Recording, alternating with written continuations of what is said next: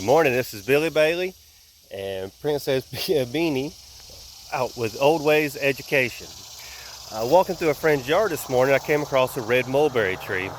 A lot of people will know that mulberries are edible. They're super sweet. Mulberry trees produce fruit in usually end of March, early April, right along in there, depending on the rain and the temperature. Everything in the forest eats mulberries. They're super sweet. All the birds eat them, the squirrels. I've seen, of course, deer. You'll see bobcats, foxes. Something kind of funny is box turtles will get up under these mulberry trees and eat the fermented mulberries. And it's not uncommon to find box turtles that have had a few too many fermented mulberries. And sometimes you'll see them in the same place for several days till they get their act together and move on. But a lot of people don't realize that mulberry leaves are edible.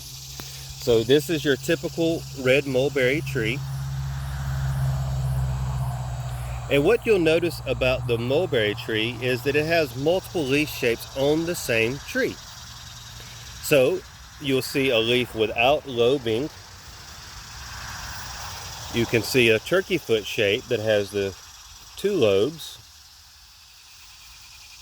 You'll see the mitten shape that has a lobe on one side, whether the left or the right. So you have four possible leaf shapes on the same tree. And that's pretty rare. You find that in the red mulberry, the introduced white mulberry, and the sassafras. That's about the only trees you'll find with multiple leaf shapes like this on the same tree. As I mentioned, these leaves are entirely edible.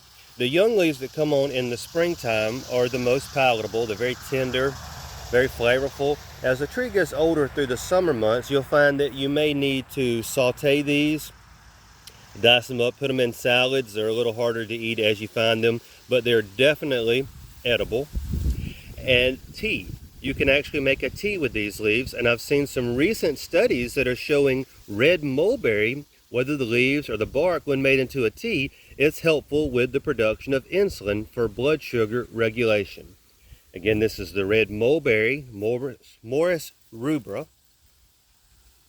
And this is a great native landscaping tree. It only takes a few years, usually 2 years, to produce fruit. You need a male and a female. They are dioecious. Everything in the forest eats the fruit, including us. But remember, not just the fruit is edible, but also the leaves. Again, this is Billy Bailey with Old Ways Education.